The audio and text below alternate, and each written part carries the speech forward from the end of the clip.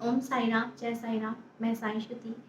वैसे तो हर दिन हमारे लिए अनमोल रहता है, लेकिन जैसे कि एक छोटे से बच्चे से आप पूछें कि बेटा तुम्हारा सबसे खास दिन कौन सा होगा, तो बच्चा बोलता है मेरा बर्थडे का दिन जो है ना मुझे बहुत अच्छा लगता है। और उस दिन मुझे बहुत अच्छा लगता है, सब मुझसे मिलते हैं, सब कोई मुझे डांटता नहीं है और सब मुझे बहुत प्यार करते हैं। तो वैसे ही अगर हमारे पापा का खास दिन बोले, तो बाबा का खास दिन जो है वो गुरुवार के दिन होता है। उस दिन हमारे साईं गुरु जी और यहाँ तक कि हमारे जो श्री हरि हैं, श्री हरि विष्णु जी का भी खास दिन गुरुवार ही होता है।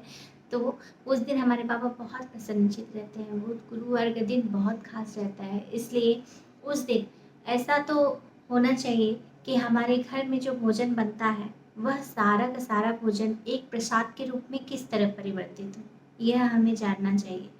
कि जो गुरुवार का खास दिन है उसको बाबा हमारे घर के ही बने भोजन को प्रसाद के रूप में भोग तो लगाएंगे, लेकिन वो पूरा जो भोजन है वो प्रसाद के रूप में कैसे परिवर्तित हो, इस विषय में मैं बताती हूँ आपको।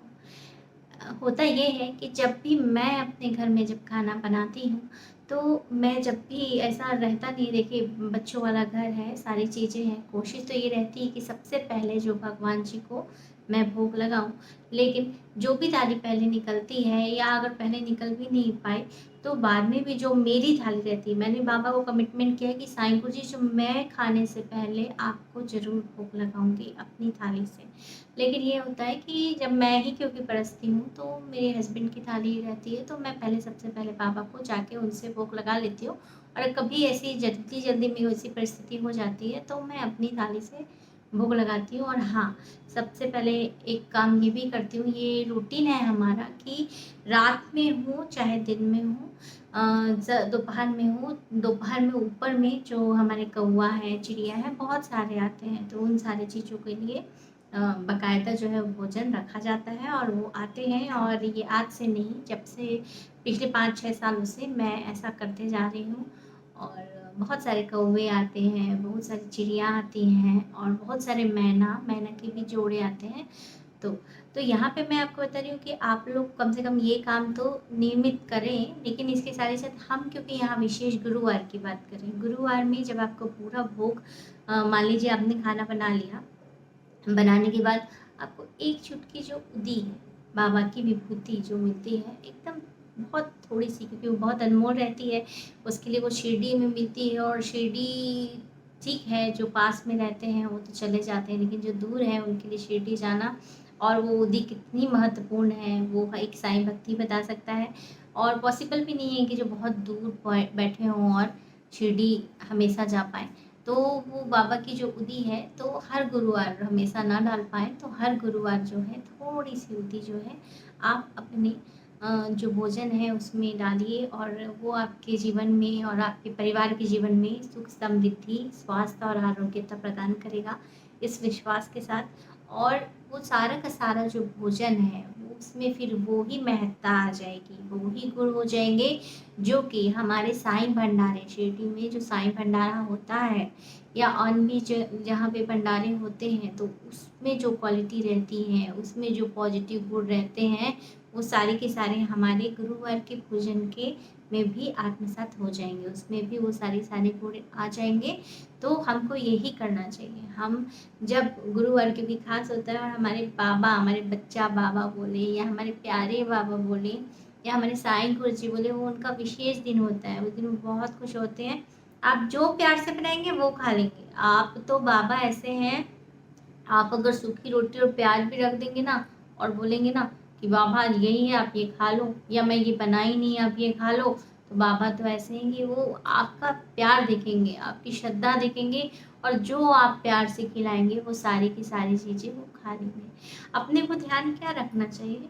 ये कि जैसे कि अब हम तो कोई उतने ज्ञानी है नहीं, धर्मात्मा है नहीं ना, तो हम कैसे करें? हम तो गृहस्थ जीवन में रहते हैं, तो कैसे याद करें? तो बात ये है कि जैसे ही हम अपनी थाली जब भी खाते हैं, देखिए इतना कमिटमेंट मत कीजिए कि हम ऐसे निकालेंगे, वैसे होता क्या है कि जब हम बहुत नियम बना लेते हैं और नियमों का पालन नहीं होता है, तो मन में बहुत सारे संशय होने लगते हैं, अरे! कुछ गलत तो नहीं हो गया, ये हो गया। तो ये सारी चीज़ें का बिल्कुल ध्यान मत दीजिए, इसलिए बाबा से बोलिए कि जब जब मैं खाती हूँ और जब भी आप खा रहे हो तो आपको ध्यान से, ये प्रैक्टिस से धीरे धीरे आएगा। शुरू शुरू जब आप मैं जैसे कि इसको कर रही हूँ, और मैं क्या, मेरे बच्चे तक, मेरे छोटे छोटे बच्चे हैं, बचपन से वो सीखे। और आज भी अगर मान लीजिए हम चाहे पार्टी में जाए, चाहे घर में खाए, चाहे कहीं भी खाए, जैसे ही खाना आता है सबसे पहले साईं कान्हा इसे ग्रहण कीजिए।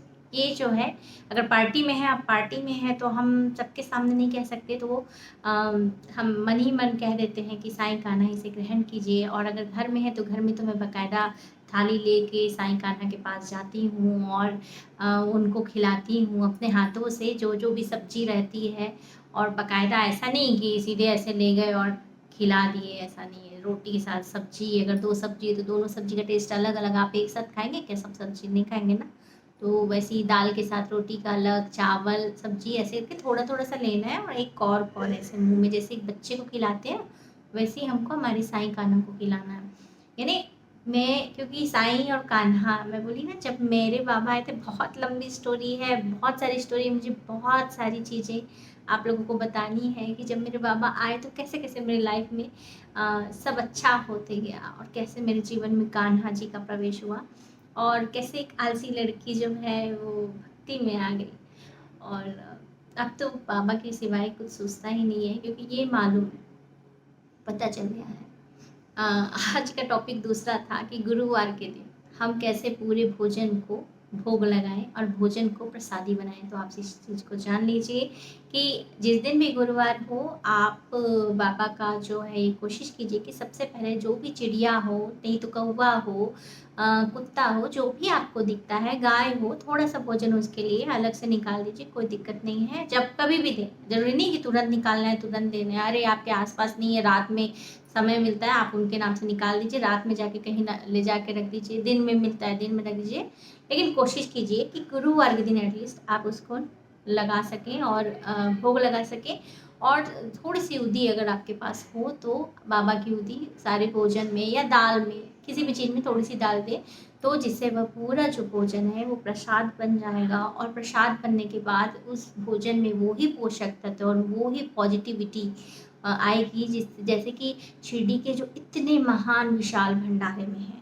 और सच मानिए वो जो स्वाद है ना, वो बिल्कुल अमृत तुल्य लगने लगता है। आप जब इस दिन करेंगे और तब आपको ऐसा फीलिंग आएगा कि आप घर में ही भंडारे का भोजन खा रहे हैं। जी हाँ, ऐसा ही लगता है।